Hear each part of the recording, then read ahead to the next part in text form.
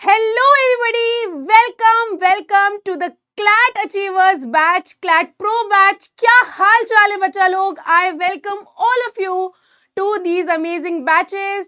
And I hope कि मेरी आवाज आप सभी लोगों को आ रही है. मैं आप सभी लोगों को दिखाई और सुनाई दोनों ही दे रही हूँ.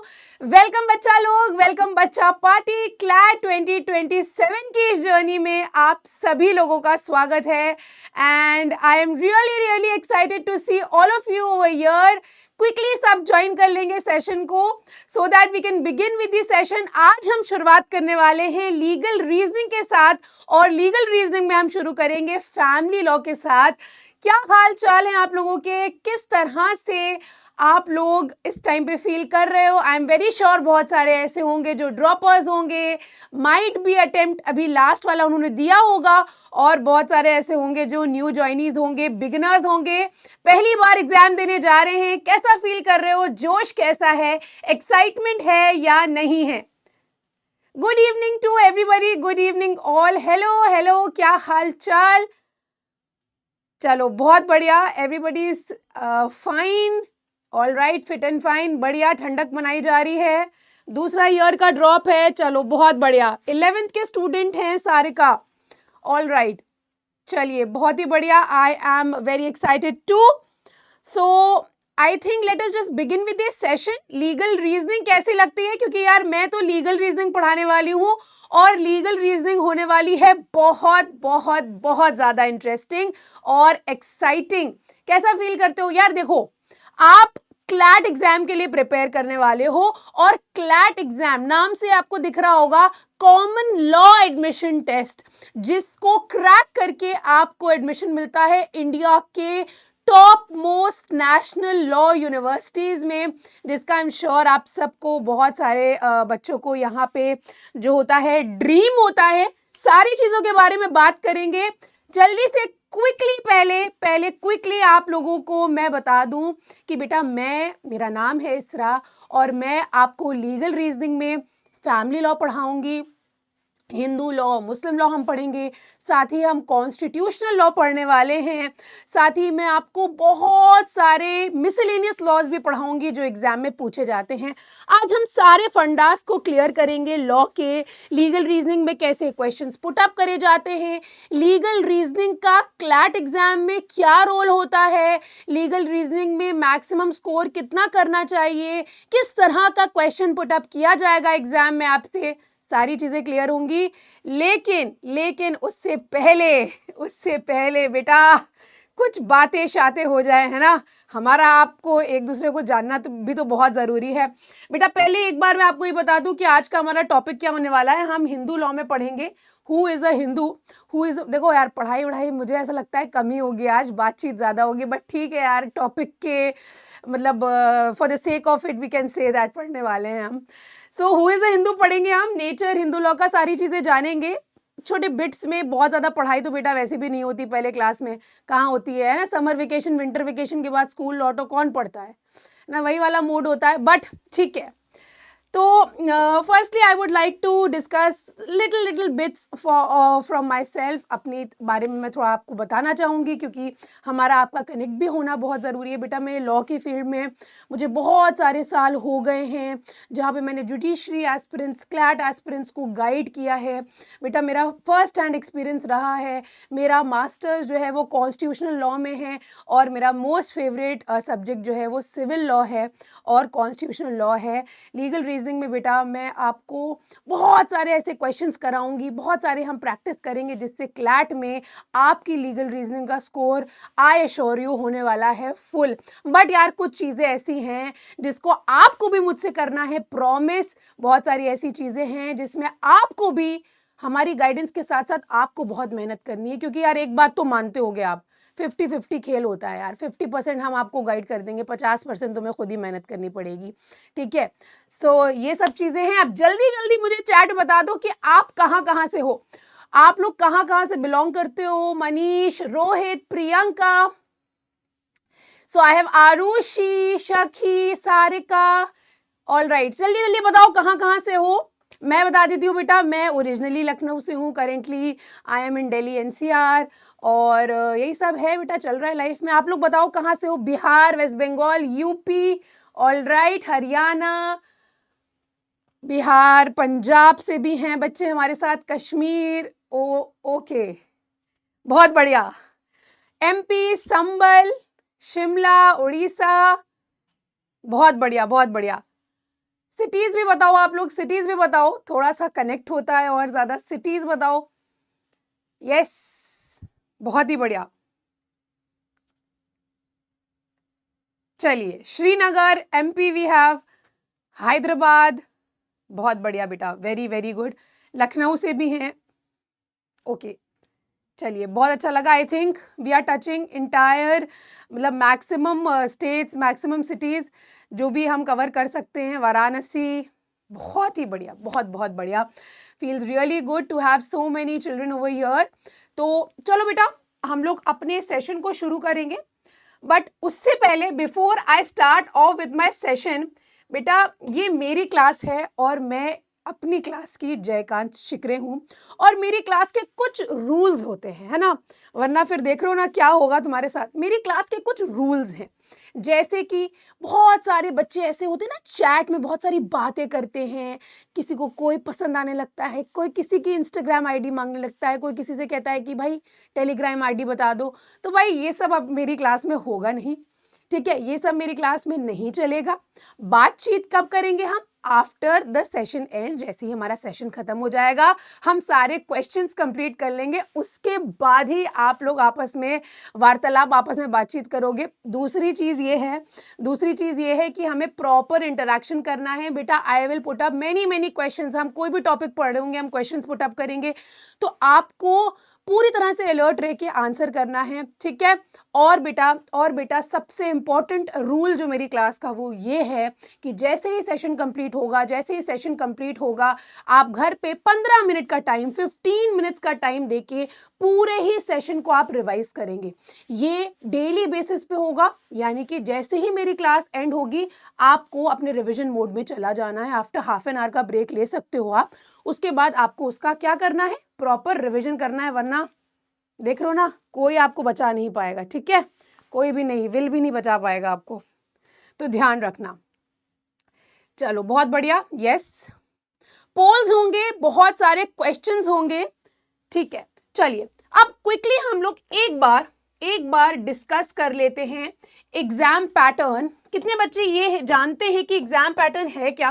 बेटा क्लैट एग्जाम में आपसे जो क्वेश्चंस पुट अप करे जाते हैं, क्लैट में आपसे 120 क्वेश्चंस पूछे जाते हैं, 120 मार्क्स होते हैं, ठीक है, जिसमें आपसे 5 सब्जेक्ट्स पूछते हैं बेटा। अब उन 5 सब्जेक्ट के बारे में मुझे ज्यादा डिस्कशन नहीं करना है, क्योंकि मेरा मेन मोटिव जो है वो लीगल रीजनिंग का है, ठीक है, क्योंकि मेरा वो सब्जेक्ट है।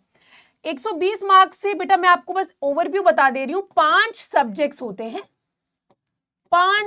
होते हैं दोस्तों, जिसमें आपका आता है करंट जीके, आपका लॉजिकल, आपका लीगल, आपका इंग्लिश और आपका मैथ्स या क्वांट, ठीक है। इतना तो आप सभी जानते होंगे, अगर नहीं जानते तो आज जान जाओगे, कोई बहुत बड़ी बात तो है नहीं है। अब इसमें नोट्स भी बताएंगे बेटा, लीगल रीजनिंग को आपको किस तरह से पढ़ना है ये भी हम बता देंगे, ठीक है, ध्यान रखना। सबसे ज्यादा मार्क्स जो होंगे, जो आप स्कोर कर सकते हो, सबसे ज्यादा स्कोरिंग सब्जेक्ट्स में आपको बताऊं, अगर जो सीधे आपको या तो गलत या तो सही वाला हिसाब किताब है, वो तो मैं कहना चाहूंगी बेटा, एक तो जीके है, लीगल है, अगेन लॉजिकल, इंग्लिश, क्वांट्स भी हैं, लेकिन ये कुछ ऐसे सब्जेक्ट्स हैं जहां पे आपको लगता है कि यार 50-50 ऑप्शन है, गलत भी हो सकता है, सही भी हो सकता है। लेकिन लीगल और जीके ऐसे सब्जेक्ट्स हैं जहां आप मोस्ट स्कोरिंग है। एक बार अगर आपने कमांड बना ली तो आप बेटा फुल मार्क्स सिक्योर कर सकते हो। और मैं आपको बता दूं, क्वांट बेटा करीबन 10 से 12 नंबर का आपसे पूछा जाता है, मार्किंग मैं बता दे रही हूं। इंग्लिश आपसे पूछा जाता है अराउंड 25 से 30 नंबर का। लीगल आपसे पूछा जाता है करीबन 30 to 35 या 32 क्वेश्चंस। लॉजिकल अगेन 32 क्वेश्चंस, और करंट अफेयर्स और जीके भी 32 क्वेश्चंस, टोटल 120 क्वेश्चंस आपसे पूछे जाएंगे, प्लस माइनस कर लेना। और बेटा अगर हम कट ऑफ की बात करें, तो इस साल की जो कट ऑफ गई है, वो गई है 112, यानी कि टॉपर के जो मार्क्स हैं वो हैं 112। और मैं आपको बता दूं, रैंक 1, समझ के चलना, यहां से मैं डरा नहीं रही हूं, घबरा नहीं रही हूं आपको बेटा। रैंक 1 जो है और रैंक 1 है और रैंक 19 है, आप ये मान के चलिए सिर्फ 4 नंबर का फर्क है, 4 मार्क्स। ये आप इतना समझ लीजिए कि 1 मार्क्स पे ऊपर से, और नीचे जाते जाओगे तो ज्यादा झुंड आपको दिखना शुरू हो जाएगा, ऊपर से जब देखना शुरू करो, 1 मार्क्स पे कम से कम 3 4 लोग हैं जिनके 112 आ रहे होंगे, फिर 111 आ रहे होंगे, 110 आ रहे होंगे, ऐसे बहुत सारे बच्चे होंगे। तो आपको कड़ी मेहनत करनी है बेटा, बहुत मेहनत करनी है, ठीक है, बात समझ में आई। अब मैम आप लीगल रीजनिंग पे इतना फोकस क्यों कर रही हैं? फॉर एग्जाम्पल मान के चलो, जहां पे 2 बच्चे उठा लेते, जैसे ये आरुष है और ये देवाशीष है, ठीक है। अब देवाशीष है और आरुष है।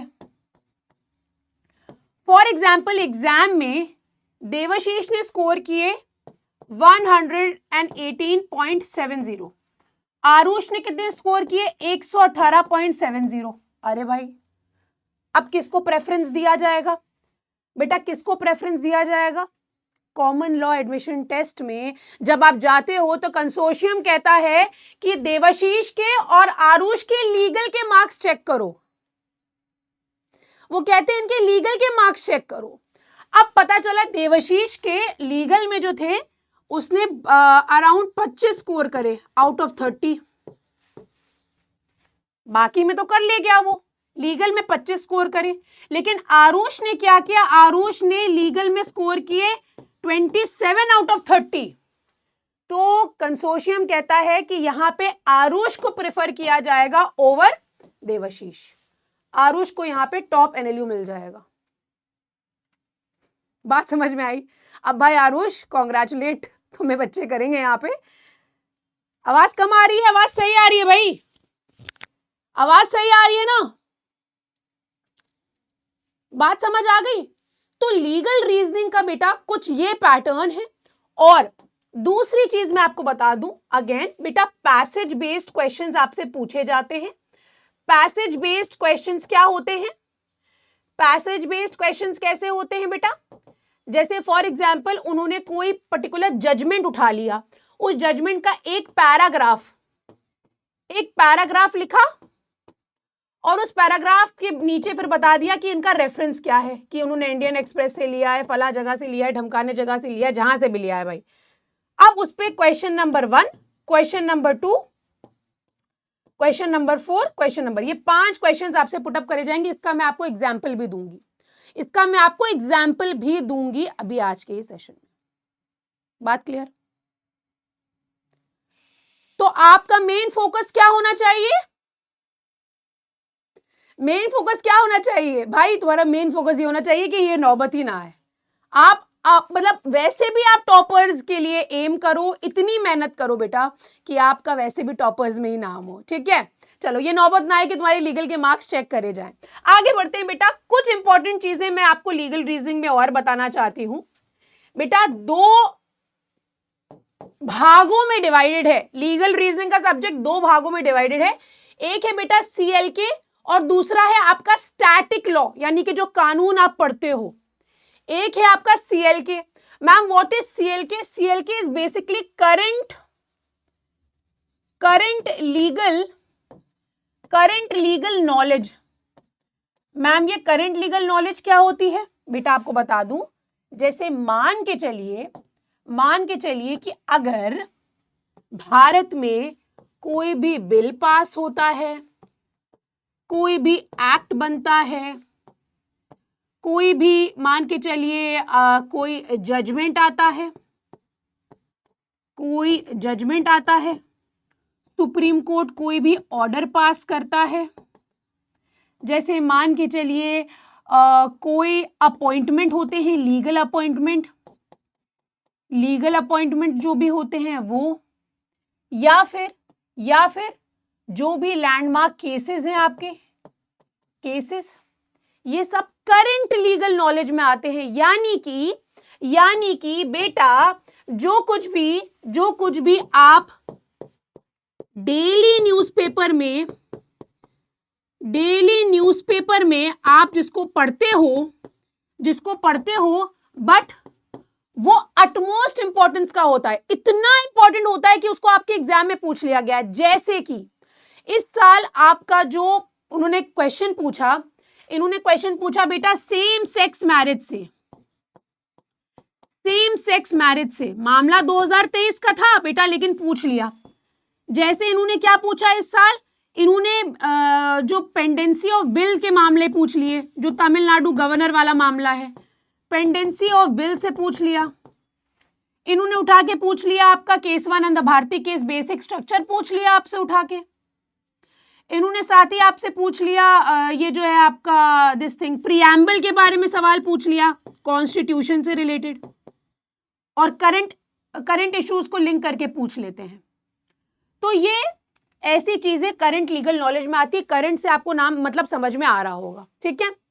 अब लॉ में ये क्या पूछते हैं बेटा, लॉ में आपके जितने भी कानून है ना, जैसे कि जो भी आपका, इसको कहते हैं बेटा स्टैटिक लॉ। जैसे आपको नहीं कहा जाता है स्टैटिक जीके, एक तो आप करंट अफेयर्स पढ़ते हो, एक होती है स्टैटिक जीके जिसमें आपकी हिस्ट्री, ज्योग्राफी, पॉलिटी जो कि कभी चेंज नहीं होती। उसी तरह से बेटा लॉ होता है, जैसे ये है लॉ आपका कानून जो कि पार्लियामेंट ने पास किया है, उसी को कहते हैं बेटा law. I hope you understand this basic thing, है ना। तो लॉ, बहुत सारे ऐसे लॉज हैं बेटा। लॉ को हम दो कैटेगरीज में डिवाइड करते हैं। नंबर 1 होते हैं बेटा आपके मेजर लॉज, और नंबर 2 होते हैं बेटा माइनर लॉज। मेजर लॉज में आपके कुछ मैं एग्जांपल्स दे रही हूं, ये आपको विथ टाइम ऑलरेडी पता चल जाएगा बेटा, विथ टाइम आपको ये सारी चीजें पता चल जाएंगी, ठीक है। मेजर लॉज में जैसे कि आपका आ जाता है, अब सब कुछ चेंज हो चुका है, आई होप बीएनएस हम किसको कहते हैं आप, आईपीसी को कहते हैं। आपका बीएनएस हो गया, बीएनएसएस हो गया, आपका बीएसए हो गया। आपके जितने भी सिविल लॉज हैं, इसमें सबसे ऊपर लिख लो बेटा, सबसे ऊपर आप नोट डाउन कर लीजिएगा कॉन्स्टिट्यूशन। सबसे ऊपर कॉन्स्टिट्यूशन होता है बेटा, सबसे ऊपर कॉन्स्टिट्यूशन होता है, ठीक है, मेजर लॉज में। फिर उसके बाद आपके जो क्रिमिनल लॉज आते हैं वो हैं, क्रिमिनल लॉज जो होते हैं वो हैं। फिर उसके बाद आपके जो सिविल लॉज आते हैं वो हो जाते हैं। फिर आपका बेटा कॉन्ट्रैक्ट बहुत इंपॉर्टेंट रोल प्ले करता है, कॉन्ट्रैक्ट, टॉर्ट हो गया, टॉर्ट बहुत इंपॉर्टेंट है बेटा। अब माइनर लॉज में जैसे कि इन्होंने क्या पूछा आपसे, मान के चलिए वो पुणे पोर्शे केस का मामला था ना, तो उसमें एक कानून है जुवेनाइल जस्टिस एक्ट, तो उन्होंने जुवेनाइल जस्टिस एक्ट पूछ लिया। इसको हम मेजर लॉ नहीं कहते हैं, जुवेनाइल जस्टिस एक्ट को हम मेजर लॉ नहीं कहते। मेजर लॉ का मतलब क्या है, जो आपको पढ़ना ही पढ़ना है। माइनर लॉज तब न्यूज में जब आते हैं तब आपके लिए इंपॉर्टेंट हो जाते हैं, जैसे ही न्यूज में आते हैं तब आपके लिए इंपॉर्टेंट हो जाते हैं। तो माइनर लॉज में बेटा आपके साइबर लॉज हैं, आपका ये जो मैंने जेजे एक्ट बताया, जेजे एक्ट हो गया बेटा, आपका आईटी एक्ट होता है, एंड एक्सेट्रा, है ना, बहुत सारे कानून है। इसमें बेटा फैमिली लॉ भी आता है आपका, जो आप आज पढ़ रहे हो। फैमिली लॉ से ये क्वेश्चंस पुट अप करते हैं। लेकिन मैं, अगर आप मुझसे दिल पे हाथ रख के पूछिए कि मैम मुझसे सच बताइए मैम, सच बताइए, मैं सच बताऊं तो बेटा एग्जामिनर का फेवरेट जो है वो ये हो रहा है। वो क्या करते हैं, वो करंट लीगल नॉलेज में, मतलब जो भी मुद्दा चर्चित रहा है, बहुत ज्यादा चर्चा का विषय रहा है, उसको क्या करते हैं, उसको लिंक कर देते हैं कॉन्स्टिट्यूशन, क्योंकि बेटा कॉन्स्टिट्यूशन हर जगह जुड़ा हुआ होता है। कॉन्स्टिट्यूशन प्लस सीएल के, आप उठा के देख लेना पैटर्न बेटा, ये पैटर्न थोड़ा सा उनका हो रहा है, ठीक है। एक्सेट्रा मतलब सब आ जाएगा इसमें, पॉक्सो वगैरह सब आ जाएगा, ठीक है। ये इनका करंट ट्रेंड हो रहा है, ठीक है। ये कुछ चीजें हैं जो मतलब मैं सब्जेक्ट शुरू करने से पहले अगर अपने बच्चों को नहीं बताऊंगी तो उनके लिए एक तरह से इट विल बी रॉन्ग, है ना। मेरे बच्चों को ये पता होना चाहिए कि पैटर्न क्या है, अंधे में तो नहीं मारनी है ना, ठीक है।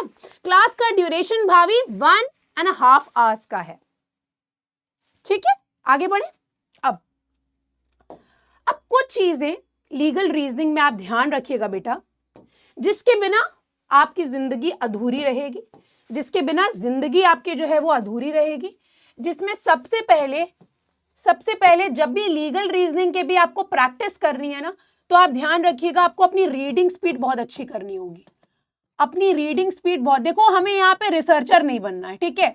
हमें यहाँ पे कोई रिसर्च नहीं करनी है, कोई पीएचडी नहीं करनी है, हम यहाँ पे डॉक्टर बनने नहीं आए हैं। हम सिंपली एक रैंक लेने के लिए आए हैं और हमें यहाँ पे ज्ञानी नहीं बनना है। हमें ज्यादा मार्क्स कैसे मिलेंगे, हमारा फोकस उस पर होना चाहिए। तो मैं तुम्हें सच बताऊं बेटा, ज्यादा तुम मार्क्स फेच कर सकते हो जब तुम्हारी रीडिंग स्पीड अच्छी हो, जब तुम्हारा इंटरप्रिटेशन अच्छा होगा, तुम इंटरप्रेट कर पा रहे हो। क्या मतलब होता है मैम इंटरप्रेट करने का?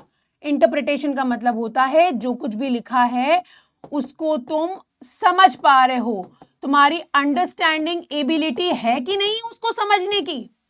भाई एक बात बताओ, तुमने पैसेज पढ़ लिया, क्वेश्चंस नहीं सॉल्व कर पा रहे हो तो क्या फायदा? क्या फायदा बेटा? इसको नोट नहीं करना है बेटा, ये मैं हटा भी दूंगी आपके पीडीएफ से। क्या फायदा है इसका? ये आप तक मैं पहुंचा पा रही हूं बात, उतना बहुत है ना। इसको रख के क्या फायदा? बात समझ में आ रही है? You have to understand. साथ ही आपका कमांड होना चाहिए उस सब्जेक्ट पे, जिस सब्जेक्ट से रिलेटेड क्वेश्चन आप सामने देख रहे हो। साथ ही आपकी एक्यूरेसी बहुत तगड़ी होनी चाहिए, आपकी एक्यूरेसी एकदम धुरंधर वाली होनी चाहिए, तभी आप रहमान डकैत बनोगे। समझ रहे हो? वरना क्या होगा? वरना बेटा गबोच लिए जाओगे नेगेटिव मार्किंग में, रोते रोते घर वापस आओगे। स्पीच लिख दिया मैंने, स्पीड होएगी, ठीक है। रीडिंग स्पीड होनी चाहिए बहुत तगड़ी, एक्यूरेसी होनी चाहिए तुम्हारी। एक्यूरेसी का मतलब क्या है कि भाई जो कह रहे हो ए बी सी डी में सी ही करेक्ट है तो सी ही करेक्ट होना चाहिए, वरना बेटा नेगेटिव खा जाएगा तुमको, क्योंकि नेगेटिव मार्किंग है।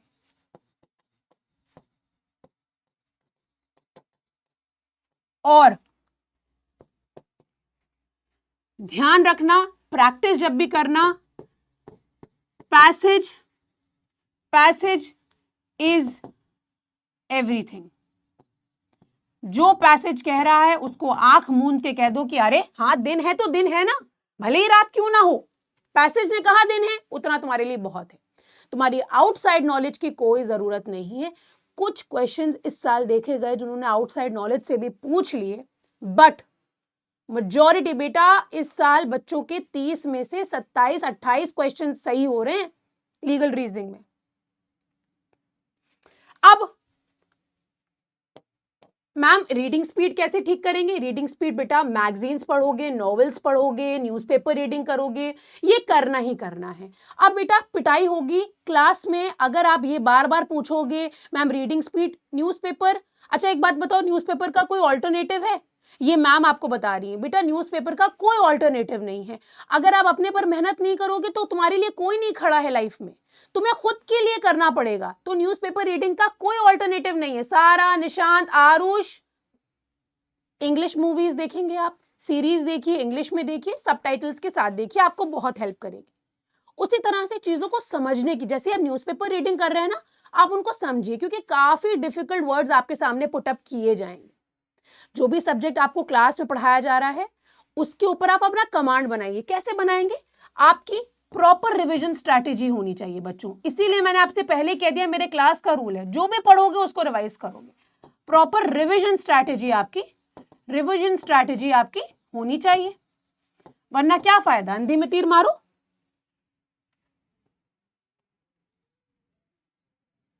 और नेगेटिव मार्किंग से बचने के लिए आपको ध्यान रखना बच्चों, कभी भी डिमोटिवेट मत होना। बेटा बच्चों ने जनवरी से स्टार्ट किया था लास्ट ईयर, हम उनसे अक्टूबर नवंबर तक कहते थे तुम्हारे स्कोर से हमें कोई फर्क नहीं पड़ता, तुमने प्रैक्टिस करी है कि नहीं करी है, तुम्हारे स्कोर से हमें कोई फर्क नहीं पड़ता। इसीलिए आपको स्टार्टिंग में लगेगा कि आप एक्यूरेट आंसर नहीं कर रहे हो, लेकिन अगर आप उससे डर गए, पीछे हट गए और आपने प्रैक्टिस नहीं कंटिन्यू करी तो आपकी हार है बेटा।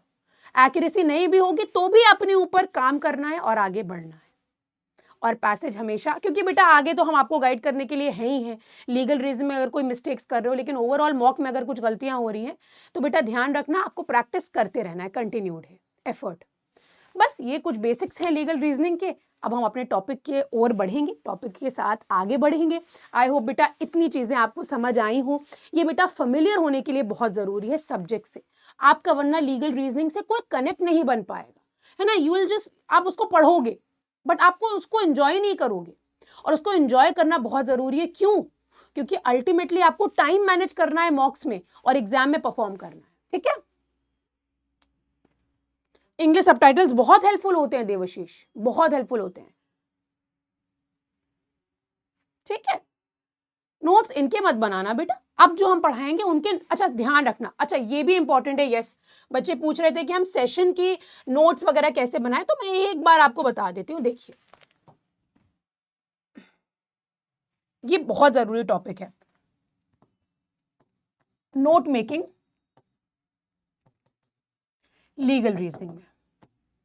बेटा जब हम लीगल रीजनिंग की नोट मेकिंग की बात करते हैं तो हमने एक ऐसा स्टैंडर्ड देखा है जहां पे कुछ ऐसे टॉपर्स भी हैं, कुछ ऐसे टॉपर्स भी हैं जिन्होंने ओवरऑल अपनी पूरी तैयारी में कोई नोट मेकिंग नहीं करी थी, कोई नोट मेकिंग उन्होंने नहीं करी थी, उन्होंने अपना पूरी तैयारी बेस करी थी over practice. There are toppers like that also. In fact हमारा जो टॉपर रहा है आसित ने कोई नोट मेकिंग नहीं करी थी, उसने जो नोट्स बनाए थे वो इनिशियली बनाए थे। बट कुछ ऐसे भी बच्चे हैं, कुछ ऐसे भी टॉपर्स हैं जिन्होंने कहा कि मैम अगर मेरे पास हार्ड कॉपी में नोट्स नहीं होते थे तो मैं बिल्कुल भी रिवाइज नहीं कर पाता था, मुझे कुछ भी समझ नहीं आता था। तो फर्स्टली एक बात अपने दिमाग में जरूर क्लियर कर लो पिक्चर, इतने तुम जरूर समर्थ हो कि तुम समझ सकते हो कि क्या नोट मेकिंग मेरे लिए जरूरी है या नहीं है। क्यों? क्योंकि इसरा मैम ने जो क्लास में पढ़ाया वो मुझे पीडीएफ में तो मिलना ही मिलना है, सॉफ्ट कॉपी में। समझ रहे हो त्रिशाना, पार्थ, आस्था, समझ रही हो? तो कहने का मतलब ये है कि आप पहले ये समझ लो कि क्या नोट मेकिंग आपके लिए जरूरी है। I want in the chat section, आप बताओ क्या जरूरी है। ऋषु, क्या नोट मेकिंग के बिना चल जाएगा या नोट मेकिंग आपके लिए इंपॉर्टेंट है, एसेंशियल है? अगर नोट मेकिंग आपके लिए जरूरी है तो आप नोट मेकिंग जरूर करिएगा, बिल्कुल करना जरूरी है आपके लिए। अब नोट मेकिंग कैसे करनी है, जैसे कि मैं आपको जो कुछ भी सेशन में पढ़ा रही हूं, फॉर एग्जांपल मेरी स्लाइड पे 5-6 पॉइंट्स लिखे हुए हैं, आपको सिर्फ और सिर्फ कीवर्ड्स, आपको सिर्फ और सिर्फ कीवर्ड्स को नोट करना है, पूरी कहानी मत लिखना, कीवर्ड्स को नोट करना है। व्हाट आर दी कीवर्ड्स जो मोस्ट इंपॉर्टेंट है उस टॉपिक में, जो मोस्ट इंपॉर्टेंट कीवर्ड्स हैं वो आपको नोट करना है। अभी मैं वो भी आपको बता दूंगी। लेकिन बच्चे, जिन भी बच्चों को लगता है कि नोट्स मेरे लिए इंपॉर्टेंट नहीं है, तो बेटा मैं आपको फोर्स नहीं करूंगी। नोट मेकिंग से अगर आपको लग रहा है कि यार हाँ मैं माइंड मैपिंग कर रहा हूँ, मैं फ्लो चार्ट बना रहा हूँ, मुझे थोड़ा सा मजा आ रहा है, मुझे इंटरेस्ट डेवलप हो रहा है, तो मैं आपको मना नहीं करूंगी और नोट मेकिंग के लिए मैं फोर्स भी नहीं करूंगी। लेकिन वो बच्चे जिनको नोट मेकिंग के, जैसे मैं थी, मुझे नोट मेकिंग के बिना नहीं चलता था, मुझे ऐसा लगता था कि मैंने कुछ पढ़ा ही नहीं अगर मैंने नोट मेकिंग नहीं करी है, तो मैं जरूर करती थी और यही मेरी स्ट्रैटेजी थी। कीवर्ड्स मोस्ट इंपॉर्टेंट, साथ ही बेटा मैं फ्लो चार्ट्स भी बनाती थी, मैं फ्लो चार्ट्स भी बनाती थी उस टॉपिक के, जो भी टॉपिक मेरी टीचर ने मुझे करवाया है, फ्लो चार्ट्स भी मैं बनाती थी, ठीक है।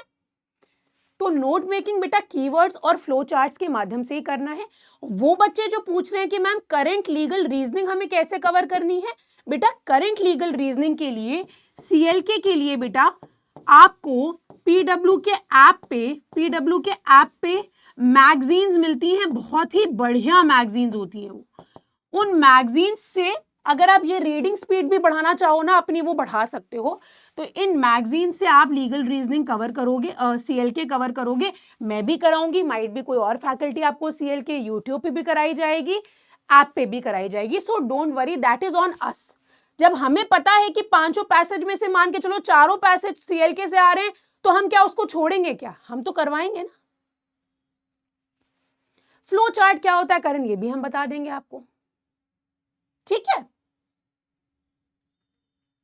बात समझ आ गई बच्चों? इसके अलावा कोई दुविधा, कोई प्रॉब्लम? ये बेटा रिकॉर्डेड नहीं है, ये लाइव है, मैं आपके सामने लाइव खड़ी हूं। अब आगे बढ़े अपने टॉपिक की ओर। बहुत ज्यादा बातें चीतें हो गई हैं, आई थिंक मेरे बच्चे रेडी हैं, है ना? I want fire emojis in the chat so that we can just session begin with this session and we will do many questions. हाँ, चलिए आगे बेटा, शुरू करें। चलिए आ जाइए, आ जाइए बेटा।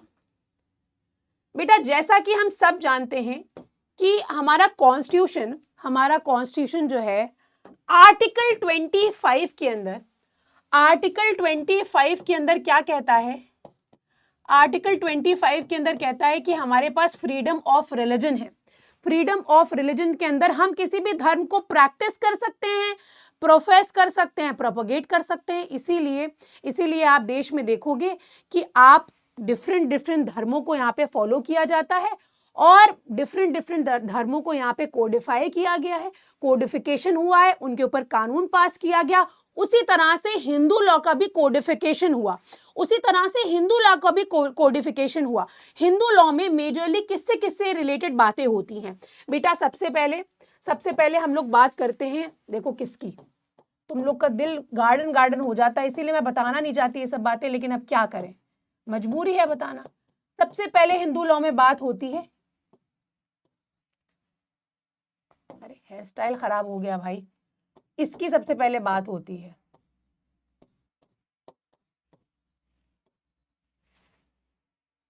किसकी बात होती है?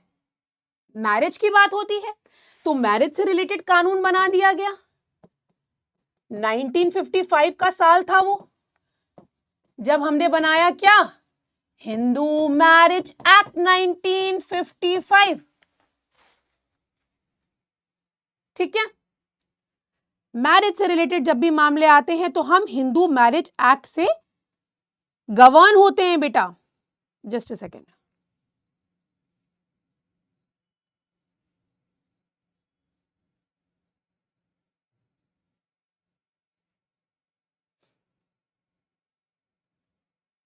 राइट। फिर उसके बाद आप जानते हो बेटा, फॉर एग्जाम्पल ये दादाजी हैं, दादाजी की बहुत सारी संपत्ति है। अब दादाजी जब चल बसेंगे, दादाजी जब ऊपर वाले को प्यारे हो जाएंगे, उनकी प्रॉपर्टी कहाँ जाएगी? उनकी प्रॉपर्टी किसके पास जाएगी? ये इसको कहा जाता है बेटा सक्सेशन। क्या कहा जाता है? सक्सेशन। किसकी प्रॉपर्टी किसके पास जाएगी, इसको सक्सेशन कहा जाता है। और इसको भी हिंदू लॉ के अंदर हमने कोडिफाई कर दिया। कोडिफिकेशन का मतलब क्या है? हमने एक कानून पास कर दिया, that is the Hindu succession act. सब हम नहीं पढ़ेंगे बेटा, जो इंपॉर्टेंट है खाली वही पढ़ेंगे बेटा। 1956 का वो साल था जब ये कानून पास किया गया। उसके बाद दुविधा काहे की आती है बेटा? दुविधा आती है कि कई बार ऐसा होता है कि मान के चलो बेटा ये चुन्नू है बेटा, छोटू सा बेटू है, ये क्या है? ये माइनर है। इसका गार्जियन कौन होगा? इसकी देखभाल कौन करेगा? इसकी देखरेख कौन करेगा? इससे रिलेटेड भी हमने कानून पास कर दिया, भारत में कानून पास कर दिया गया, जिसको कहा जाता है Hindu minority and guardianship act. बेटा ये भी 1956 का वो साल था जब पास किया गया। चैट दिख रही है भाई? ठीक। अब कई बार क्या होता है, शादी ब्याह हो जाता है बेटा, उस टाइम पे लगता है कि फूलों का बिस्तर है, लेकिन वाकई होता कांटों का मंजर है। अब जैसे मैडम का कहना ये है कि हमें क्या चाहिए? हमें सिर्फ और सिर्फ ये चाहिए, इसके नीचे हम बात नहीं करेंगे। समझ रहे हो? फॉर एग्जाम्पल ये चाहिए, कह रही हैं हमें गुची का बैग दीजिए, हमें इसके नीचे हम बात नहीं करेंगे। ये सारे भी मामले होते हैं जहां पे मामला होता है पैसे का, क्योंकि पैसा पैसा करती है क्यों, पैसे पे तू मरती है। तो बेटा पैसे की जब भी बात होती है तो हम लोग बात करते हैं Hindu adoption and maintenance act. And maintenance act ये भी 1956 का वो साल था जब पास किया गया। इसमें बेटा अडॉप्शन के बारे में भी बात करी गई है कि किस तरह से एक मेल हिंदू और एक फीमेल हिंदू बच्चा अडॉप्ट कर सकते हैं। ये सब बेटा आने वाले क्लासेस में होगा। आज खाली बेटा, आज सिर्फ और सिर्फ दिमाग ना खराब हो तुम लोगों का, पता चला दिमाग ही खराब हुआ जा रहा है। आज सिर्फ और सिर्फ खाली हमने ओवरव्यू दिया है, ठीक है? बात समझ में आ गई? ये कुछ कानून हैं जो कोडिफाई कर दिए गए हैं। किससे रिलेटेड? हिंदू से रिलेटेड। ये 4 मेजर लॉज हैं हिंदू लॉ के अंदर। सब हम नहीं पढ़ेंगे, हमारा मेजर कंसर्न जो है बेटा वो ये है, समझे बेटा? ये हिंदू मैरिज एक्ट हमारा मेजर कंसर्न है। बट उससे पहले नहीं, साल याद करने की जरूरत नहीं है बेटा। खुशी, कुछ भी ऐसी टेक्निकलिटीज में नहीं जाना। एग्जामिनर बहुत ही प्यारे प्यारे सवाल आपके सामने पुटअप करेंगे। 99.9% टाइम आप पैसेज से ही उन आंसर्स को ढूंढ पाओगे, दैट आई अश्योर यू, ठीक है?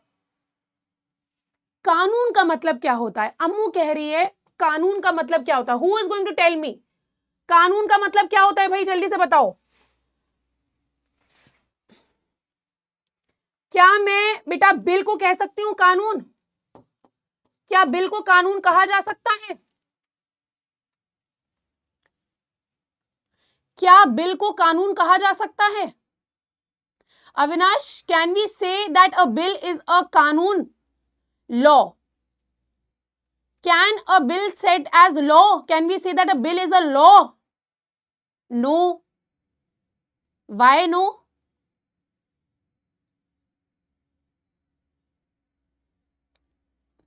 चलो इतना तो पता है, क्यों नहीं?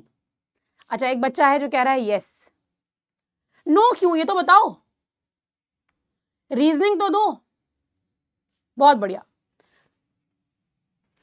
बेटा। लॉ जैसे फॉर एग्जाम्पल मान के चलिए, आज आपको लगता है बच्चे, आज आपको लगता है कि जो स्टूडेंट लाइफ है, क्लास 12 के बाद आपके पास इतनी अपॉर्चुनिटी नहीं है। आप चाहते हो कि क्लास 12 के बाद आपकी अर्निंग होनी चाहिए, और सरकार इसके ऊपर सोच विचार कर रही है। और सरकार ने कहा ये एक टॉपिक है, employment after class 12th, employment after intermediate. तो इंटरमीडिएट के बाद एम्प्लॉयमेंट एक बड़ा मुद्दा है, और सरकार इससे रिलेटेड एक बिल पास करती है पार्लियामेंट में। पार्लियामेंट बेटा आगे हम कॉन्स्टिट्यूशन में पढ़ेंगे, इतना टेक्निकलिटीज में मत घुसो यार, मेरे से बोलोगे तो मैं घुस जाऊंगी टेक्निकलिटीज में, है ना? तो नहीं घुसना है अपने को।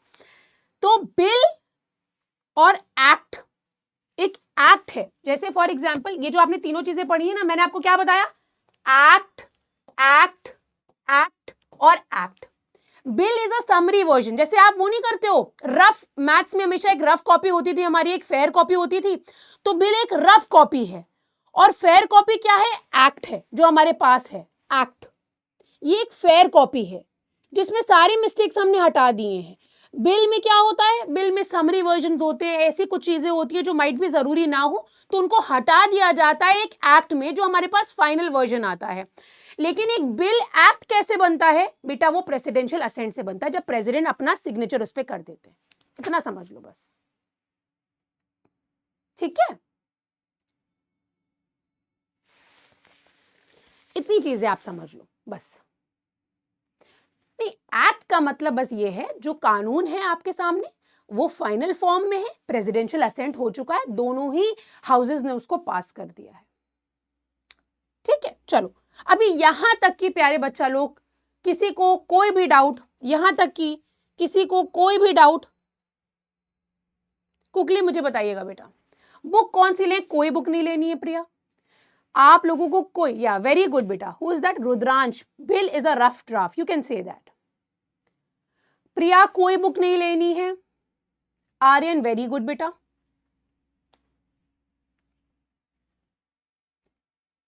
नो, न्यूज़पेपर का कोई सब्स्टिट्यूट नहीं है बेटा। चले आगे, बहुत बढ़िया।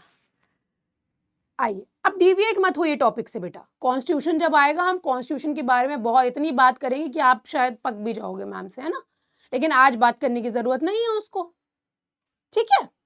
आज हम फैमिली लॉ से स्टिक ऑन करेंगे, क्योंकि उसी से रिलेटेड क्वेश्चंस फिर आप सॉल्व कर पाओगे। थोड़ा सा पानी पी ले मैम, आती है, just a second. Can I have water?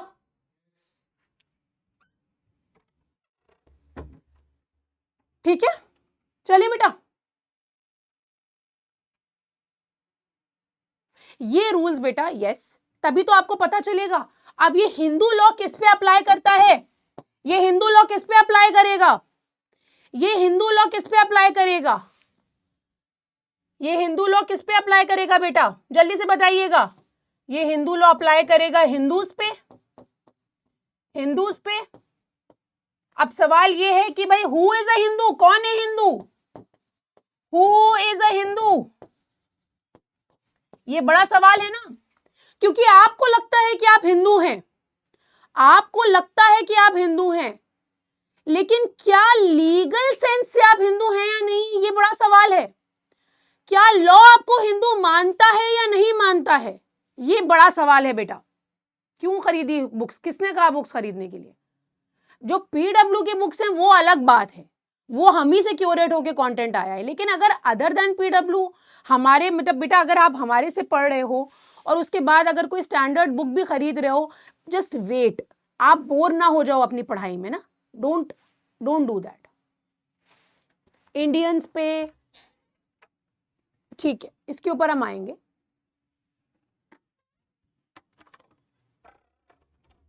ठीक है,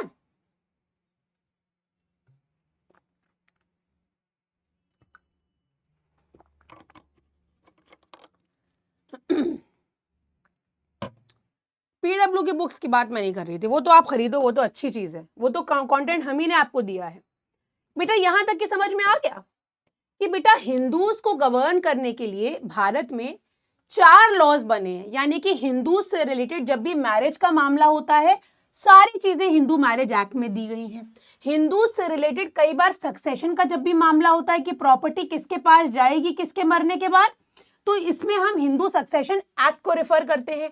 जब भी हिंदूज में बेटा, जब भी माइनर्स होते हैं, उनके गार्जियंस होते हैं, उसमें जब अगर हमें कोई भी दुविधा होती है, कोई भी प्रॉब्लम होती है, उसको सॉल्व करना होता है, तब हम बेटा Hindu minority and guardianship act से गवर्न होते हैं। और जब भी हिंदूज में बच्चों के अडॉप्शन का मामला होता है और बीवियों के मेंटेनेंस का मामला होता है, तब हम Hindu adoption and maintenance act से गवर्न होते हैं। इसके अलावा मैंने इसमें कुछ नहीं बताया, ठीक है। बात समझ आ गई बेटा? आप ध्यान से मेरी बात समझिए, वरना फिर क्वेश्चंस आपके गलत होंगे।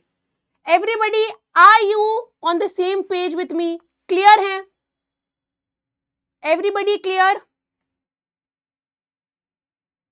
इसकी पीडीएफ नवीन मिलेगी आपको सेशन के बाद, आपको पीडब्ल्यू के ऐप पे अपडेटेड रहेगी।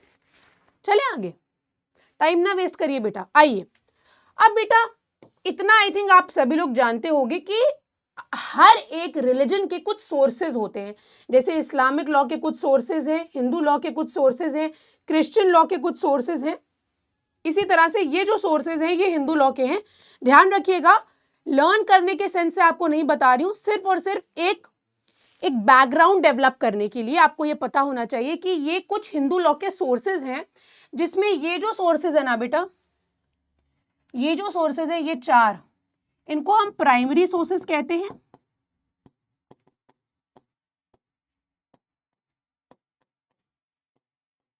कोई हार्ड एंड फास्ट रूल नहीं है, ये आपने ऑलरेडी कहीं ना कहीं रीड करा होगा, बट ये सिर्फ और सिर्फ आपको इसीलिए पता होना चाहिए क्योंकि इनमें से कुछ ऐसे टॉपिक्स हैं जिससे ये क्वेश्चंस पुट अप करते हैं, जो मैं अभी आपको बताऊंगी।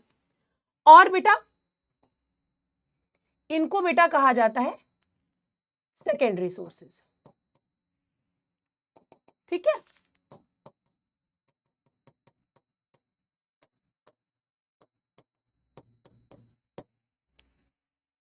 बात समझ आ गई? अब इनकी डिटेल्स में हम नहीं जाएंगे, हम इसको पढ़ने थोड़े ना आए हैं बेटा यहाँ पे, इतना तो आपको पता ही है। आई am very sure Shivam, Sudhanshu, तुमको सबको पता होगा। हाँ, वो बुक्स तो 14 बुक्स बेटा बहुत सही क्यूरेट करी गई है, उनको आप जरूर रिवाइज करते रहिए, उनसे तो कंटेंट आप पढ़ते रहिए। एंशिएंट और मॉडर्न भी कहा जाता है इनको। इसमें से बेटा जो सबसे important exam point of view से इंपॉर्टेंट तो सबसे ज्यादा श्रुतिज हैं, स्मृतिज हैं, कमेंट्रीज हैं, लेकिन एग्जाम पॉइंट ऑफ व्यू से बेटा सबसे तगड़ा जो क्वेश्चन बनता है ना, वो कस्टम से बनता है। क्योंकि कहानी देखो, जो भी चर्चा का विषय जहां पे भी डिस्प्यूट अराइज होता है सोसाइटी में, वो न्यूज का पार्ट बन जाता है और वो एग्जामिनर का फेवरेट टॉपिक हो जाता है बेटा। कस्टम, कस्टम के बारे में मैं आपको डिटेल में बताऊंगी। लेजिस्लेशन हमने पढ़ लिया है अभी। लेजिस्लेशन का मतलब क्या होता है? नंदिनी उजाला, नंदिनी उजाला बेटा, ये सोर्सेज है हिंदू लॉ, यानी कि करेंटली जो हिंदू लॉ है ये हमें कहां से मिला, हिंदूज कैसे गवर्न हो रहे हैं। तो बेटा बहुत सारी चीजें हमें श्रुति से मिली, बहुत सारी चीजें स्मृति से मिली, राइट, कमेंट्रीज एंड डाइजेस्ट से मिली। ठीक है, जो याद हो, बिल्कुल सही कहा आर्या ने, ये ऊपर वाले के वर्ड्स हैं, Shruti. Making of law, legislation means making of law. तो कौन कौन से लॉज बनाए गए बेटा, कौन कौन से लॉज बनाए गए? आर्यन, अभी अभी हमने पढ़ा था यहां पे, ये लॉज बनाए गए, राइट। बच्चों ये जो सोर्सेज है, जो भी बच्चों को समझ नहीं आ रहा है, लेट मी टेल यू बेटा, ये जितने भी सोर्सेज आपको ब्लैक बोर्ड पे दिख रहे हैं, ये सोर्सेज, सोर्सेज का वर्ड क्या होता है? किसी का कोई सोर्स है अगर, इसका मतलब जहां से शुरुआत हुई है किसी चीज की, ओरिजिन पॉइंट है। तो हिंदू लॉ जो आज को हमारे सामने है, उसको हमने कहां से निकाला, कहां से हमने, हमें पता चला कि हमें इस तरह से ये सेरेमनी करनी है, हमें अग्नि के इर्द गिर्द फेरे लेने हैं शादी के लिए, या जितनी भी रिलीजियस सेरेमनीज होती हैं, ये हम कहां से गवर्न हो रहे हैं। ये सारी चीजें निकाली गई श्रुति से, स्मृति से, कमेंट्रीज से, कस्टम से, तभी तो हम आज को गवर्न हो रहे हैं ना बेटा, समझ रहे हो आप? ये होता है, और कुछ भी इसमें कुछ हार्ड एंड फास्ट नहीं है बेटा, जो आपको मतलब लर्न करने का पॉइंट ऑफ नहीं है इसमें, ठीक है।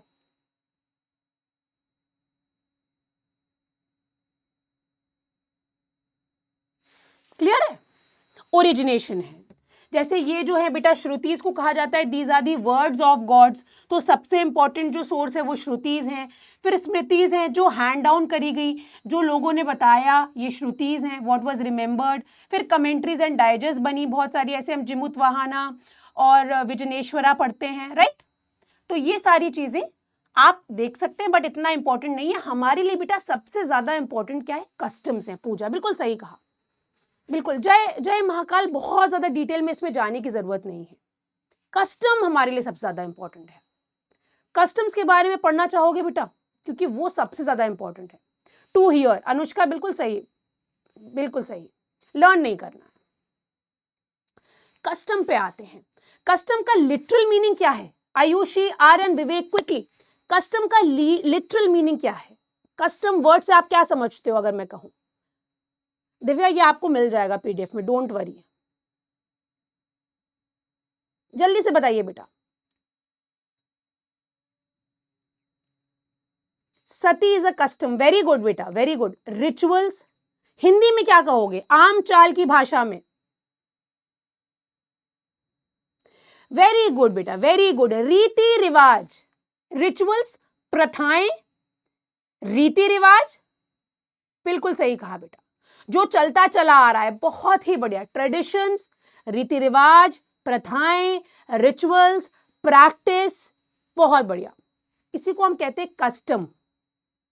तो कस्टम हिंदू लॉ का एक सोर्स बना, यानी कि हमारे बाप दादा, परदादा, परदादा, परदादा जो करते थे वो आज भी किया जा रहा है। लेकिन जैसे कि एक बच्ची ने बताया, सती पहले किया जाता था, लेकिन करंट सोसाइटी में वो कॉन्फ्लिक्टिंग हो गया, तो हमने क्या किया? किनारे लगा दिया। हमने क्या किया? किनारे लगा दिया। तो कस्टम जो है ना बेटा, कई सारी ऐसी रीतियां हैं जो चली आ रही हैं, लेकिन करंट सोसाइटी में आके वो एक कॉन्फ्लिक्ट क्रिएट करती हैं और वो न्यूज का पार्ट बन जाती हैं। इसीलिए कस्टम्स हमारे लिए बहुत ज्यादा इंपॉर्टेंट है। बेटा कस्टम्स हमारे लिए इंपॉर्टेंट इसीलिए भी हैं क्योंकि उसके कुछ एसेंशियल्स हैं जो हमें समझने हैं, और ये हैं उसके एसेंशियल्स। पहले आप रीड करो इसको, पहले इसको आप रीड करो बेटा, फिर मैं आपको बताऊंगी।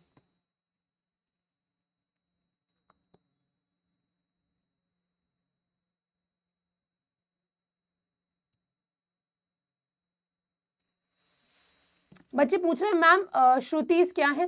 बेटा श्रुतिज में आपको मैं बताऊं, जो भी वेदास आप पढ़ते हो ना, चार वेदास याद है ना आपको, वो कहीं ना कहीं हम श्रुति से ही डिराइव करते हैं, श्रुतिज में ही है। द वर्ड्स ऑफ गॉड है ना, रेवल्यूशन फ्रॉम द गॉड।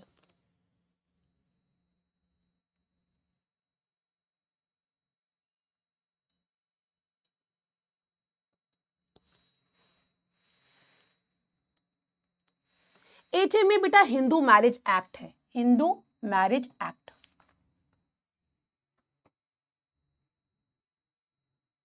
पहले आप लोग पढ़ो अच्छे से।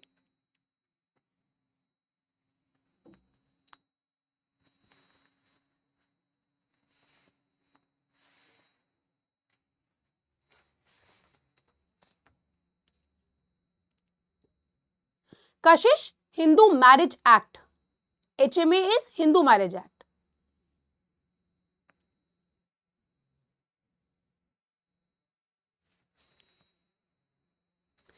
इनैक्टमेंट, बच्चे पूछ रहे हैं इनैक्टमेंट क्या है बेटा। इनैक्टमेंट मतलब कोई अदर लॉ, मान के चलो अगर कोई अदर लॉ है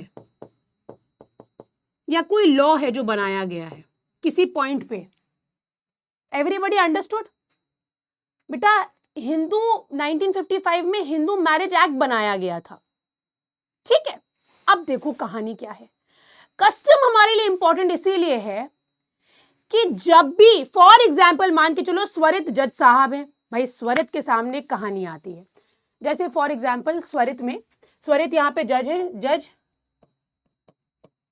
स्वरित, ये बैठे हैं जज साहब,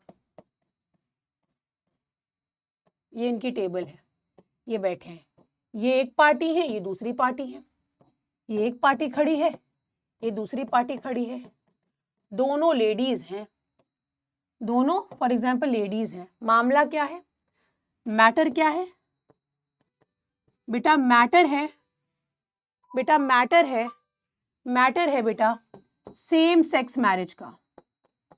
दोनों आपस में विवाह करना चाहती हैं, और ये सुनते ही स्वरित का दिमाग में से धुआं निकलने लगा, ये सुनते ही।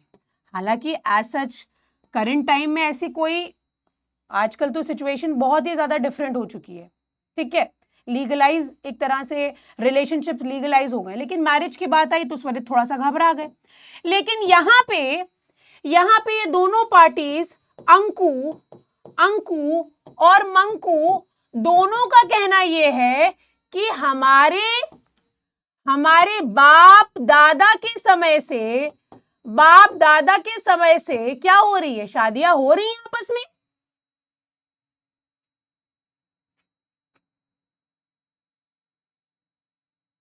समझो। अब स्वरित तुम्हारा काम क्या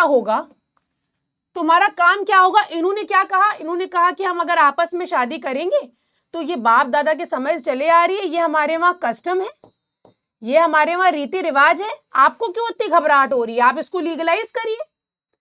it is just an example, अभी करंट सिचुएशन से इसको लिंक मत करना, जस्ट एन एग्जाम्पल।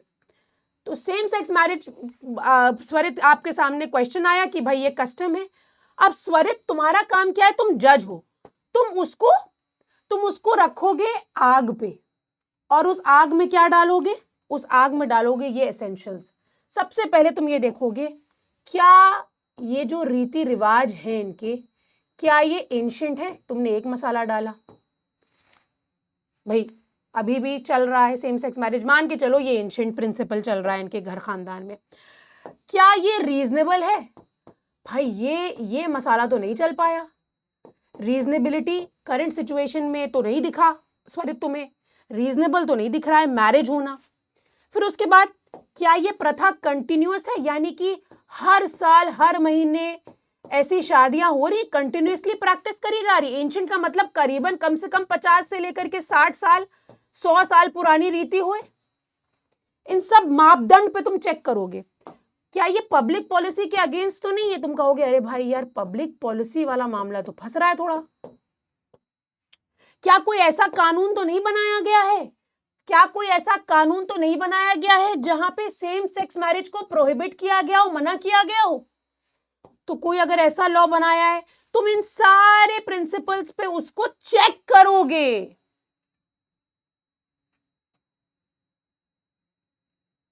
ये कस्टम के एसेंशियल्स हैं, इसीलिए ये इंपॉर्टेंट हो जाता है। तो बच्चों, अगर तुम्हारे सामने कभी भी कस्टम से रिलेटेड क्वेश्चन आएगा तो तुम इन सारे एसेंशियल्स को याद रखना, इनको तुम जरूर रिवाइज कर लेना। नवीन, इनका तुम एक फ्लो चार्ट जरूर बना लेना बेटा। यही इंपॉर्टेंट एज है, सबसे ज्यादा इंपॉर्टेंट कस्टम है बेटा, इसीलिए मैंने इस पे फोकस किया है। What is स्वरित? गुरलीन को बता दो भाई, प्लीज बता दो स्वरित कौन है, क्या है स्वरित?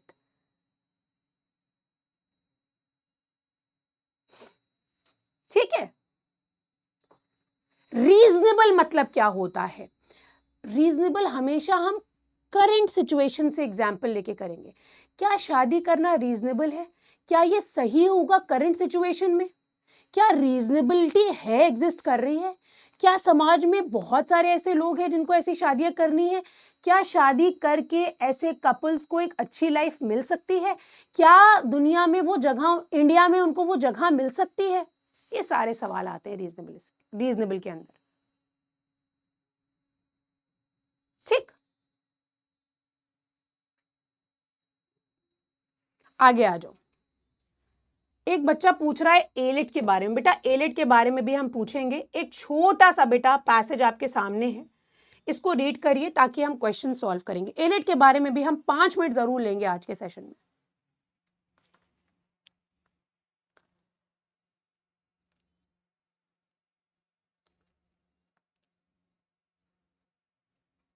अब कहां रहा बेटा, अब तो प्रोहिबिट कर दिया गया है ना सती प्रथा को। जहां पे कंडक्ट करा जा रहा है, अगर वो कोर्ट के पास जाएगा तो कोर्ट उनको सजा देंगे इस सिचुएशन में। ये लेक्चर बेटा जरूर रिकॉर्डेड मिलेगा।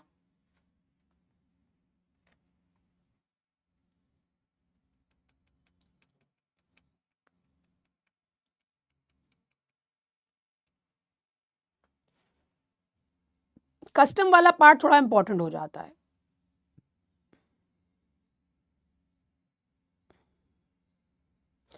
मैम कोई एसेंशियल ना हो तो क्या वो रूल फिर भी वैलिड रहेगा? अगर कोई एसेंशियल फुलफिल नहीं कर रहा है तो बेटा फिर वो कस्टम वैलिड नहीं होगा।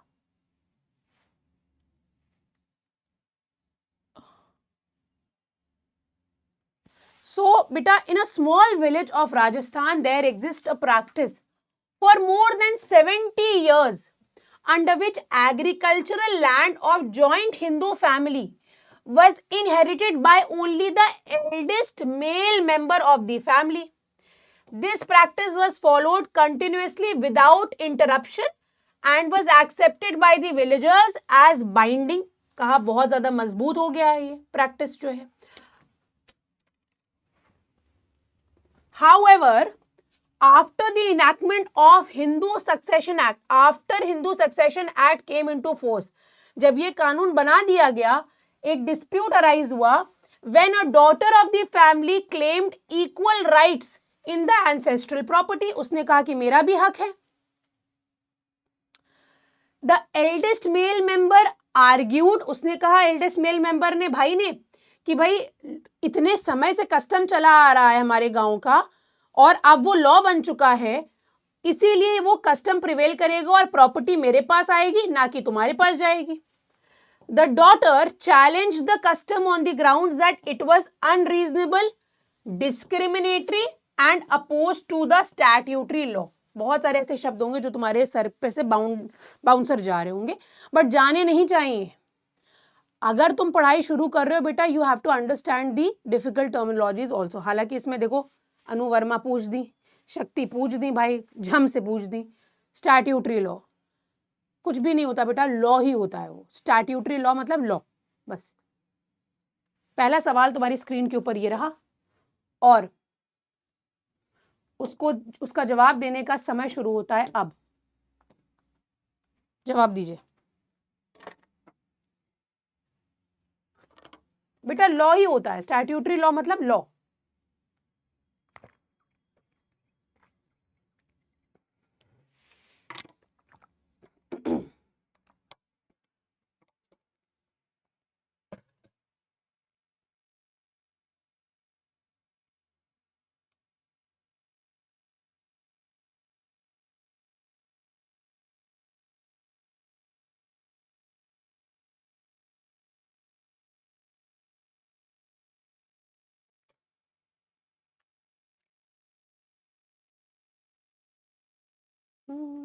नींद का सौदा करे, ख्वाब दे, ख्वाब ले।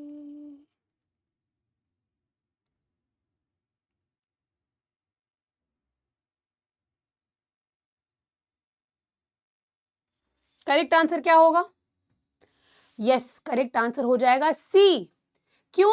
क्योंकि हिंदू सक्सेशन एक्ट आने के बाद, हिंदू सक्सेशन एक्ट आने के बाद ये कहा गया, हालांकि जब हम सक्सेशन करेंगे तब हम इसको पढ़ेंगे, एक्ट आने के बाद कहा कि भाई आप शांत रहिए, लड़कियों को भी बराबरी से हिस्सा दिया जाएगा। सी बेटा यहाँ पे करेक्ट आंसर हो जाएगा 84%, जिसमें साकिब कमर, लारैब और तानिया झा सबसे तेज। सी करेक्ट आंसर हो जाएगा। नेक्स्ट क्वेश्चन आपकी स्क्रीन के ऊपर ये रहा, आपका समय शुरू होता है अब।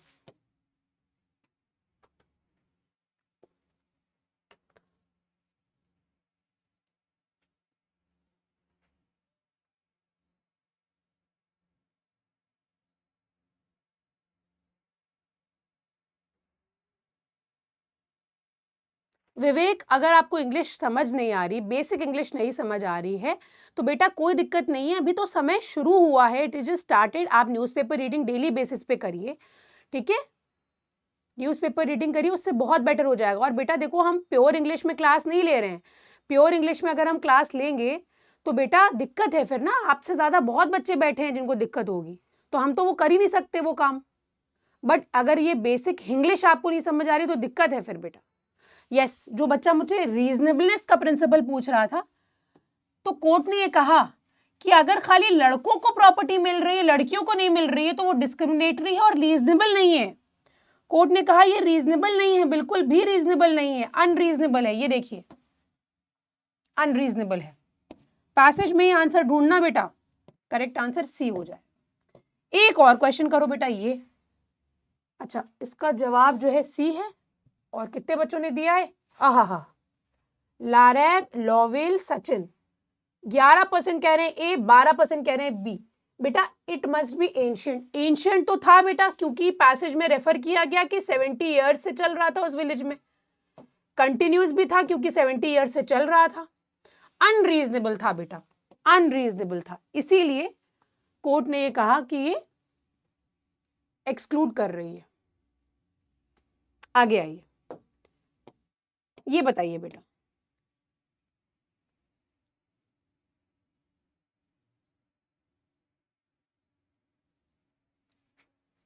बेटा statute is other word for law. Easily you can replace them.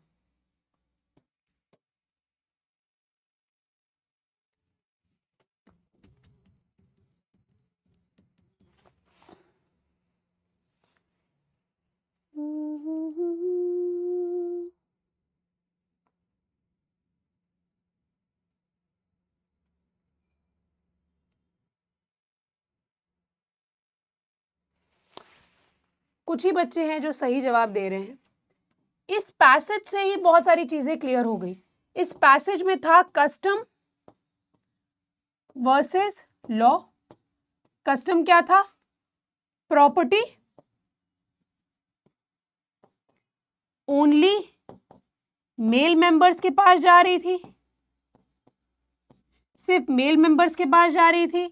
और हिंदू सक्सेशन एक्ट क्या कह रहा था कि डॉटर्स को भी दीजिए, डिस्प्यूट अराइज हुआ, डॉटर्स को भी दीजिए, हिंदू सक्सेशन एक्ट भी बनाया गया इससे रिलेटेड। तो कौन प्रिवेल किया यहां पे, कौन प्रिवेल किया यहां पे? कस्टम प्रिवेल किया जो 70 ईयर से चल रहा था, या हिंदू सक्सेशन एक्ट 1956 में जो बनाया गया वो प्रिवेल किया? प्रिवेल करना मतलब क्या होता है टीना? किसी चीज का प्रिवेल करने का मतलब क्या होता है? प्रिवेल प्रिवेल प्रिवेल करने का मतलब क्या होता है? ओवर पावर करना, ओवर पावर करना, टेक ओवर करना, टेक ओवर करना या ओवरटेक करना। जैसे सड़क पे ओवरटेक करते हो ना, बस वही होता है प्रिवेल, एक चीज को ओवरटेक करना। तो क्या कस्टम स्टैट्यूट को ओवरटेक करता है? क्या कभी ऐसा हो सकता है कि एक कस्टम कानून के ऊपर हो जाए, कानून से आगे निकल जाए? कस्टम डोमिनेट करना होता है। क्या कभी ऐसा हो सकता है कि एक कस्टम लॉ को ओवर पावर कर दे? हो सकता है ऐसा? यस और नो? क्या आपको ऐसा लगता है कि वो जो एग्जाम्पल मैंने दिया था स्वर्णिम वाला, सेम सेक्स मैरिज वाला, क्या वो लड़की आके कहती है कि हमारे वहां तो काफी सालों से लड़कियों की आपस में शादी हो रही है, आप भी शादी अलाउ कर दीजिए माय लॉर्ड? तो क्या लॉ, यहाँ पे लॉ को हटा के कस्टम को अलाउ कर दिया जाएगा? नहीं किया जाएगा, काट दो इसको। क्या हम ये इजीली कह सकते हैं कि कस्टम और लॉ इक्वल हैं? क्या हम ये इजीली कह सकते हैं कि कस्टम, जो कस्टमरी प्रैक्टिस, जैसे बच्चों सती प्रथा थी, और कानून जो बनाया गया है जैसे इंडियन पीनल कोड, आपका सिविल प्रोसीजर कोड, कॉन्स्टिट्यूशन, क्या ये बराबर है दोनों? क्या ये कह सकते हो दोनों का इक्वल फोर्स है? कह सकते हो आप? नहीं कह सकते, हम बिल्कुल नहीं कह सकते। लॉ लॉ रहेगा क्योंकि उसको पार्लियामेंट ने पास किया है। क्या कस्टम को पार्लियामेंट ने पास किया है? क्या क्या कस्टम को पार्लियामेंट ने पास किया है? नहीं किया है। क्या बेटा जयंत, विधि, सिद्धांशु, हम ये कह सकते हैं कि पब्लिक ओपिनियन डिटरमाइन करेगा कि कस्टम वैलिड है या नहीं? क्या हम ये कह सकते हैं कि मान के चलो हमने ग्रुप बनाया लोगों का, हमने उनसे कहा कि आप डिसाइड करेंगे कि कस्टम वैलिड है या इनवैलिड है? क्या अंकिता ये कहा जा सकता है?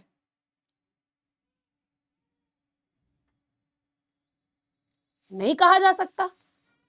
लेकिन क्या हम ये कह सकते हैं कि वो लॉ जो पार्लियामेंट के द्वारा पास किया गया है, जिसमें प्रेसिडेंट ने हस्तक्षेप किया है, वो 70 साल पुरानी, 50 साल पुरानी या 30 साल पुरानी हो, कस्टम हो, उसको प्रिवेल कर सकता है? क्या ये कहा जा सकता है अर्पित?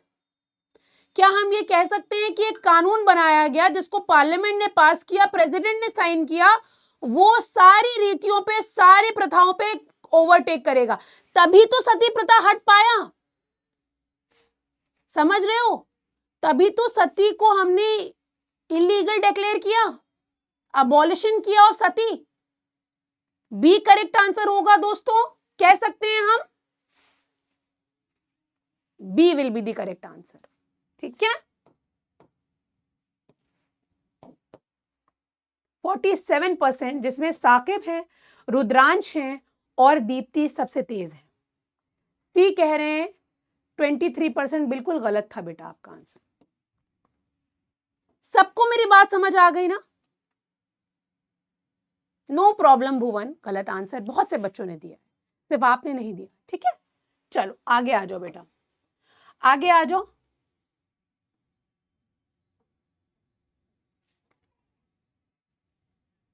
ये बताओ,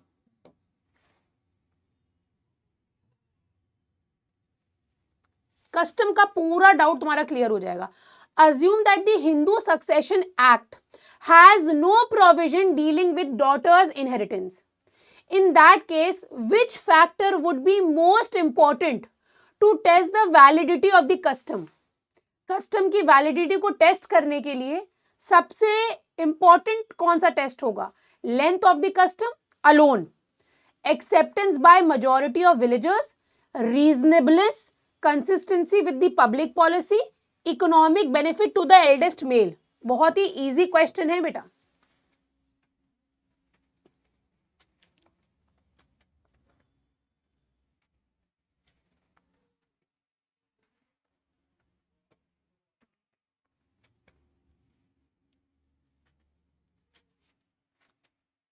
करेक्ट आंसर क्या होगा बेटा? करेक्ट आंसर यहाँ पे सी हो जाएगा. मैं आपको बता दूं, यहाँ पे वो ये कह रहे हैं कि मान के चलो ये जो कानून है, जो लॉ है हिंदू सक्सेशन एक्ट, इसमें डॉटर्स की राइट के बारे में कोई भी बात हम नहीं करते हैं. इसमें हम नहीं बताते हैं कि डॉटर्स के पास इनहेरिट करने की राइट है या नहीं है.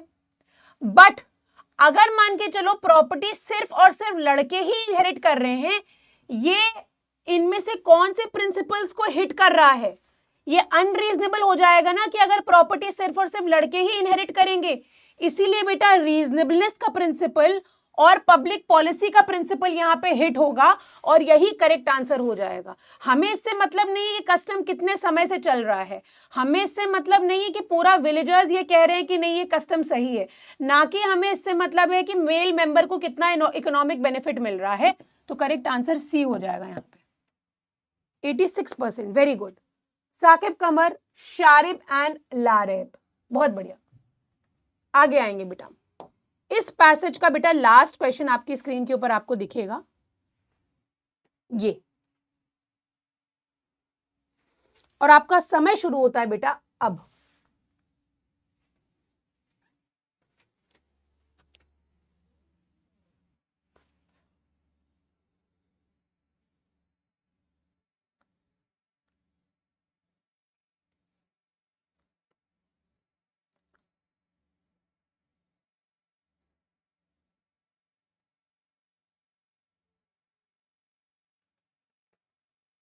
सोच समझ के जवाब दीजिए बेटा, सोच समझ के. और बेटा सबसे बड़ा तो रूल मेरी क्लास का आप तोड़ ही रहे हो अभी, मुझे दिख रहा है बेटा. सबसे ज्यादा जरूरी तो ये है कि आप कभी भी चैट में जवाब मत दीजिए. चैट में जवाब मत दीजिए, हमेशा पोल्स में जवाब दीजिए. करेक्ट आंसर यहां पे हो जाएगा बेटा बी. माइट बी लैंग्वेज अभी थोड़ी हार्ड होगी आपके लिए, बट बेटा इसी तरह से आप प्रैक्टिस करना शुरू भी कर पाओगे, है ना. अगर हम आपको हलवा क्वेश्चंस देंगे, एकदम बेसिक क्वेश्चंस देंगे, तो वो आपको ना ही एंटरटेनिंग होंगे ना ही आपके लिए चैलेंजिंग होंगे बेटा. इसमें सिर्फ ये पूछ रहे हैं कि पैसेज के अकॉर्डिंग जो आपने रीड किया उसके अकॉर्डिंग करेक्ट क्या है. सबसे पहली लाइन ये कह रही है कि every long standing custom automatically has the force of law. भाई वो ये कह रही है कोई भी चीज जो लंबे समय से चलती चली आ रही है वो अपने आप लॉ बन जाएगी. क्या ये सही हो सकता है? क्या बहुत सारी तो ऐसे सती तो लॉ होना चाहिए था, फिर सती प्रथा तो लॉ होना चाहिए था. जोहर जो कमिट किया जाता था बेटा वो लॉ होना चाहिए था. तो ये तो करेक्ट आंसर नहीं हो सकता ना. फिर तीसरा स्टेटमेंट जो कह रहा है वो ये कह रहा है a discriminatory custom is valid if followed continuously. अगर कोई ऐसा कस्टम है जो डिस्क्रिमिनेट कर रहा है, मान के चलो रिलीजन के बेसिस पे, सेक्स के बेसिस पे, किसी और ग्राउंड पे, कास्ट के बेसिस पे, मान के चलिए ऊंची जाति नीची जाति का इशू है और लंबे समय से चलता चला आ रहा है, तो फिर अनटचेबिलिटी तो वैलिड होना चाहिए इस अकॉर्डिंग, सी के अकॉर्डिंग. तो अनटचेबिलिटी अबॉलिश क्यों किया है हमने? बेटा अगर कोई डिस्क्रिमिनेटरी रीति रिवाज है वो चाहे जितने लंबे समय से चल रहा हो वो वैलिड नहीं हो सकता है. सी भी गलत हो जाएगा. Custom always overrides personal law statutes. गलत है बेटा. पर्सनल लॉ स्टैट्यूट्स यानी कि लॉ को क्या कस्टम ओवरराइड करता है, ओवरटेक करता है? नहीं, ऐसा नहीं है. करेक्ट आंसर बेटा बी हो जाएगा. एलिमिनेशन मेथड से भी हो सकता था ये. Law will Ranveer and random. Do you know elimination method? आप 3 ऑप्शंस को एलिमिनेट करके एक करेक्ट अपने आप भी निकाल सकते हो. आपको ये तीनों गलत अपने आप दिख रहे होंगे, बी अपने आप आपको सही दिखने लगता. ठीक है.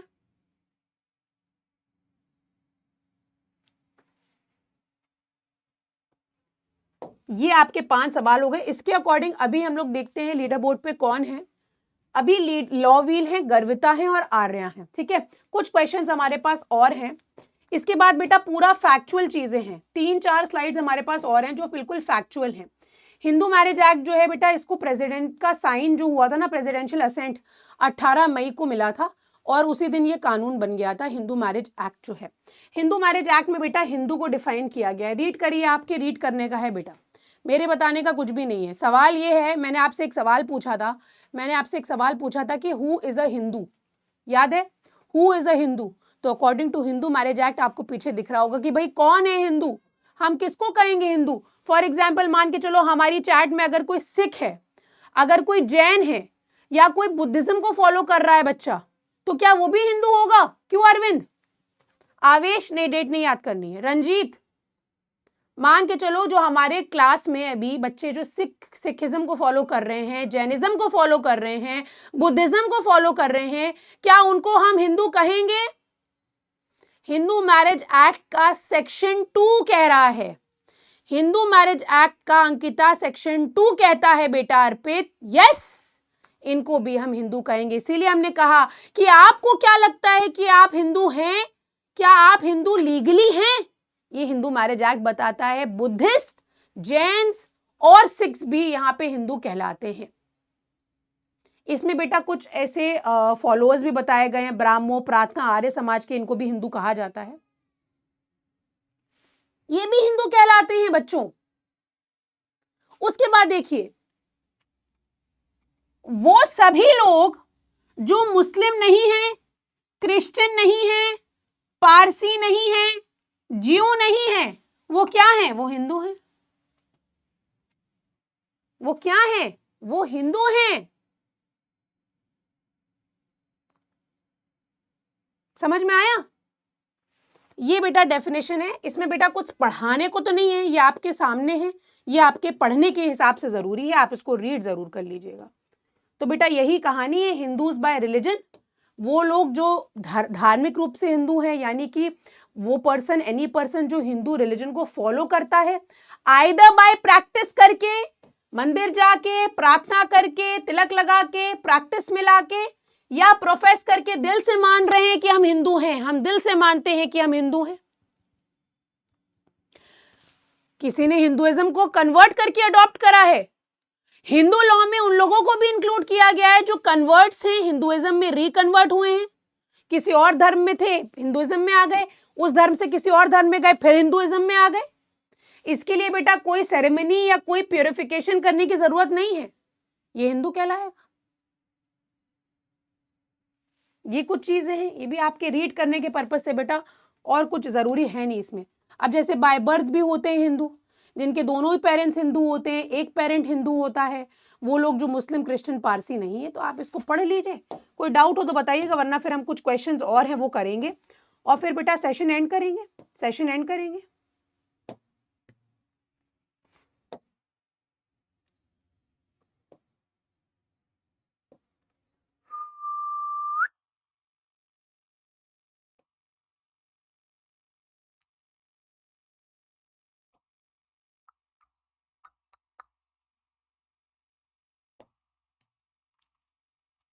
पढ़ लो बेटा।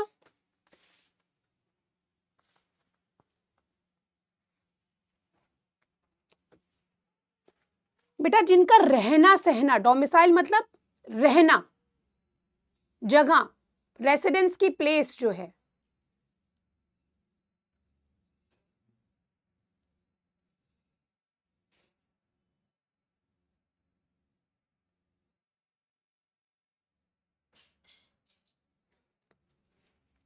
प्लेस ऑफ कंट्री या रेसिडेंस होता है। इसको पढ़ लो बेटा, इसमें कुछ भी पढ़ाने, टाइम ना वेस्ट करिए इसमें, आप ऐसे ही पढ़ लीजिएगा, इसको रीड करने का है। लेजिटिमेट, इलेजिटिमेट का मतलब बता दे रहे हैं बेटा, जायज और मतलब एक तरह से आप कह सकते हो नाजायज।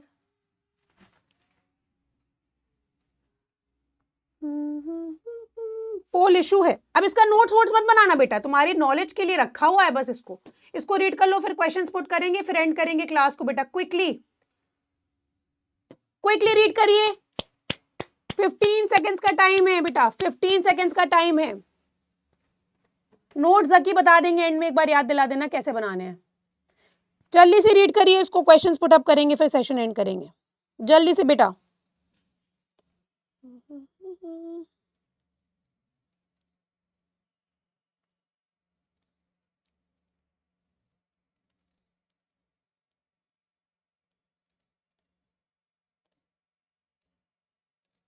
लगता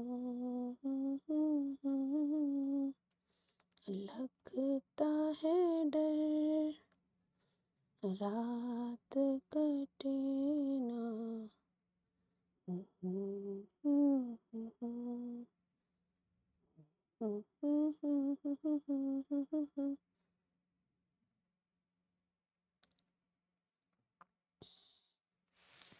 पहला क्वेश्चन आपकी स्क्रीन के ऊपर, पहला क्वेश्चन आपकी स्क्रीन के ऊपर बेटा ये रहा। इसमें मैं रीड वीड नहीं करूंगी, इजी क्वेश्चन है बेटा।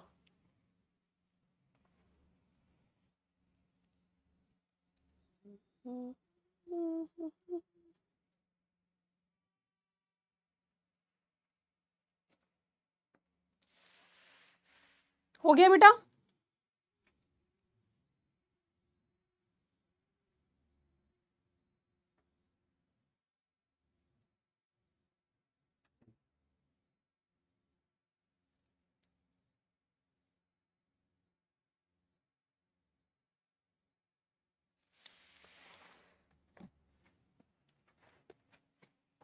यस, बी करेक्ट आंसर हो जाएगा। अभी अभी हमने डिस्कस किया है बेटा, गलत मत लगाओ यार इसको, अभी अभी हमने डिस्कस किया है।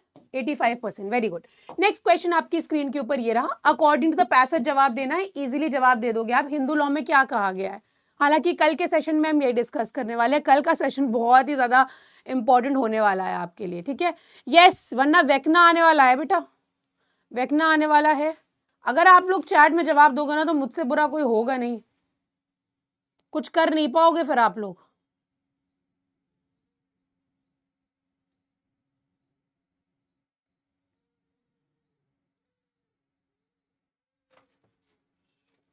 करेक्ट आंसर क्या होगा?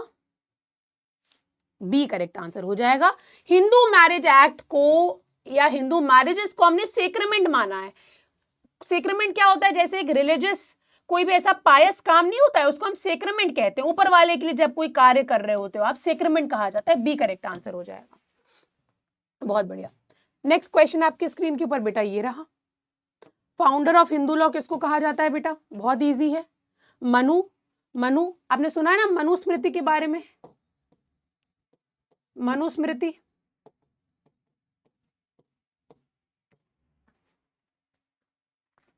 करेक्ट आंसर क्या होगा?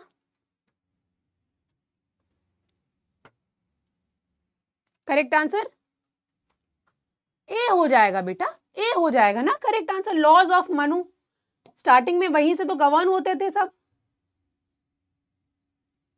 ये एंशिएंट स्क्रिप्चर्स में ये मनुस्मृति, मनुस्मृति करेक्ट आंसर बेटा क्या हो जाएगा? ए हो जाएगा, ठीक है? बाकी दो क्वेश्चंस आप एज होमवर्क मुझे कमेंट सेक्शन में जवाब देना। अखिल और दीप्ति सबसे तेज है।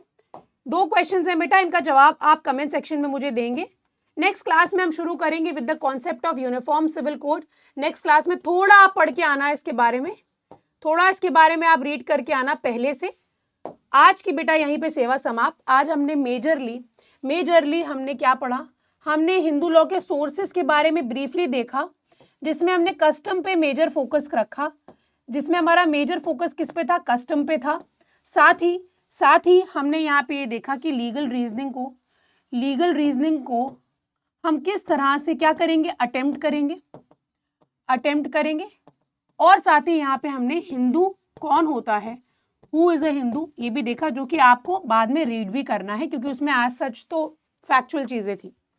अब इनकी नोट मेकिंग कैसे करनी है बेटा? इनकी नोट मेकिंग जैसे मैंने हु इज अ हिंदू का कॉन्सेप्ट बताया, तो आप खाली उनको 3 पॉइंट्स में ऐसे फ्लो चार्ट बना के लिख लोगे। जो रिलीजन फॉलो करते हैं, कन्वर्ट्स, रिकन्वर्ट्स, और वो जो मुस्लिम, जैन, मुस्लिम और पारसी जू नहीं है, ये आपका आ जाएगा इसमें। इस तरह से फ्लो चार्ट बना के कीवर्ड्स लिखोगे खाली आप, बस सिर्फ कीवर्ड्स।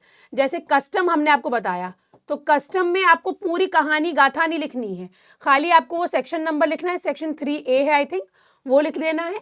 और कस्टम में आपको लिखना है एंशिएंट होना चाहिए, रीजनेबल होना चाहिए, पब्लिक पॉलिसी के साथ साथ चलना चाहिए, लॉ के अगेंस्ट नहीं होना चाहिए। बस ये वर्ड्स लिखने हैं आपको, बस इस तरह से एक A4 शीट में आपके नोट्स होने चाहिए एक क्लास के, बस एक तरफ के छोटे छोटे नोट्स। इसी के साथ बेटा आज का सेशन हम यहीं पे एंड करेंगे, बट आई जस्ट होप कि आज लॉवेल 8 में 8 क्वेश्चन सही है। इनफैक्ट बहुत सारे बच्चे हैं जिनके 8 में 8 सही होंगे, ठीक है। एक बार आप लोग अपनी रैंक्स भी बता दीजिएगा। और इसी के साथ मैं आज का सेशन एंड करूंगी, बट एक चीज़ मैं आपको बताना चाहूँगी बेटा कि अपना ड्रीम जो है बेटा, आप आज से ही अपना ड्रीम आप चुन लीजिएगा। आपका ड्रीम NLU कौन सा है, ये पूरी लिस्ट है, मैं लाई थी आपको दिखाने के लिए। ये बेटा national institutional ranking of framework निकलती है मिनिस्ट्री ऑफ एजुकेशन के द्वारा हर साल। 2025 में top most national law university जो है वो बैंगलोर की है। फिर आपके जो एलिट एग्जाम होता है वो NLU दिल्ली के लिए होता है। नालसार आता है आपका हैदराबाद में। इनकी स्कोरिंग होती है, प्रॉपर स्कोरिंग होती है। 4th पे है आपका जो वेस्ट बंगाल का है, फिर गुजरात 5th नंबर पे आता है, फिर खड़गपुर है आपका, IIT सिम्बायोसिस है आपका, जामिया मिलिया, AMU है। तो बेटा यही सारी चीज़ें हैं जो आपका ड्रीम इन्हीं में कहीं होना चाहिए। और मैं आज एक ऐसा प्रॉमिस आपसे लेना चाहती हूँ जो प्रॉमिस मैं और आप आपस में कभी भी नहीं तोड़ेंगे, और वो आपको ज़रूर मुझसे प्रॉमिस करना है कि आप मेहनत करोगे और आपका ड्रीम NLU आपको मिलेगा, और उन कॉलेज की लिस्ट में आपका भी रैंक वैसी होगी जैसी रैंक उनके ऊपर है, ठीक है। इसी के साथ बेटा मैं आज का सेशन तो एंड करूंगी, बट याद रखिएगा हम कल मिलेंगे फिर से 5 PM शार्प फैमिली लॉ के साथ। मैरिज आई थिंक हम करने वाले हैं कल के सेशन में, so be excited and we are going to start off with a new topic. I want promise from all of you. अच्छा, कुछ क्वेश्चंस मैं आपसे पूछना चाहूँगी before ending the session. 2-3 minutes I take more, 2-3 minutes I take more. कुछ questions मैं आपसे put up करना चाहती हूँ, ठीक है। जो भी आपने आज पढ़ा, क्या हम इसको सेफली कह सकते हैं that law always follows your religion? क्या हम ये कह सकते हैं रिधि, तनीषा? क्या हम ये कह सकते हैं कि law always follows the religion? क्या ये कहा जा सकता है?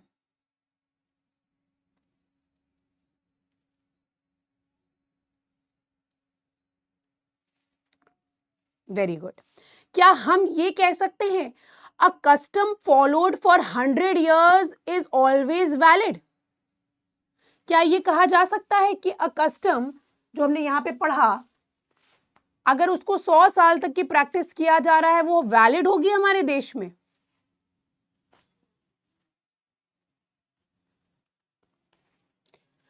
क्या हम ये कह सकते हैं कि अगर कोई कस्टम पब्लिक पॉलिसी के अगेंस्ट है तो उसको इनवैलिड डिक्लेयर किया जा सकता है? अगर कोई कस्टम पब्लिक पॉलिसी के अगेंस्ट है उसको इनवैलिड डिक्लेयर किया जा सकता है?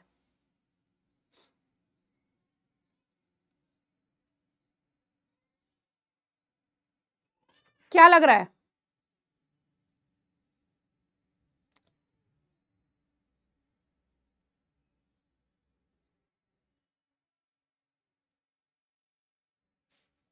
वेरी गुड बेटा, बहुत बढ़िया। एक और क्वेश्चन आपसे पूछना चाहती हूँ। Only those who perform Hindu rituals are said to be Hindus? खाली वो लोग जो हिंदू रिचुअल्स परफॉर्म करते हैं उनको हम हिंदूज कह सकते हैं? क्या खाली वही हिंदूज कहलाएंगे? जो लोग हिंदू रिचुअल्स को परफॉर्म कर रहे हैं क्या खाली उन्हीं को हिंदू कहा जाएगा?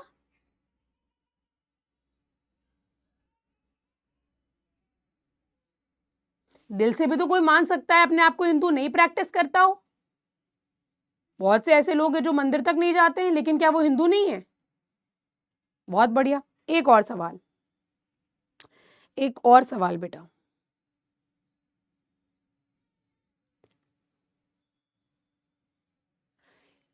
एक एथीस्ट कभी भी हिंदू लॉ से गवर्न नहीं हो सकता है, ये स्टेटमेंट क्या सही है कि गलत? एक एथीस्ट कभी भी हिंदू लॉ से गवर्न नहीं हो सकता है।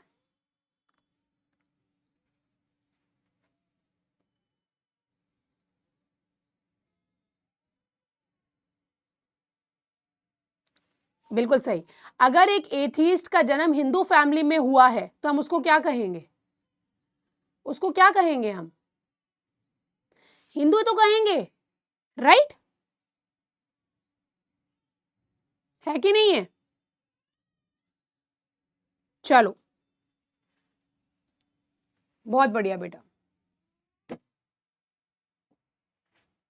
जो किसी रिलीजन को नहीं मानता है बेटा, उसको एथीस्ट कहा जाता है। ठीक है?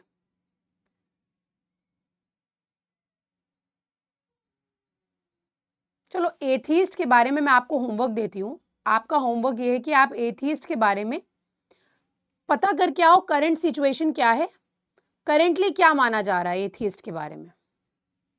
बेटा, एलिट के बारे में आज था, मैंने आपको बताया तो। ये जो एग्जाम है ना, एनएलयू दिल्ली, जो सेकंड रैंक्ड यूनिवर्सिटी है, 80 स्कोर है जिसका, नेशनल यूनिवर्सिटी दिल्ली। बेटा, इसको अगर आपको यहाँ पे एडमिशन लेना है तो उसके लिए आपको एलिट एग्जाम को क्रैक करना होता है। ठीक है, एलिट एग्जाम को क्रैक करना होता है। बाकी तो क्लैट होता है, लेकिन एनएलयू दिल्ली के लिए एलिट होता है। All right, so I would be ending today's session, but I hope that you guys will be joining in tomorrow's session ठीक 5 बजे। आई होप बच्चों आप लोगों को मजा आया होगा आज के सेशन में। एंड प्रॉमिस याद रखना बेटा, मेहनत करनी है और अपनी जगह बनानी है top most national law university में। हम आपके साथ इसी तरह से मेहनत करेंगे, बट आपको भी मेहनत करनी है। So see you in the next month. तब तक के लिए पढ़ाई करते रहिए। एलिट की भी तैयारी यहीं पे हो रही है बेटा, एलिट की भी तैयारी आपकी होती जा रही है साथ ही साथ, don't worry on that. See you in the next month. तब तक के लिए पढ़ाई करते रहिए, अपना ध्यान रखिए। Take care and goodbye from my side, lots of love. Bye bye guys, bye bye.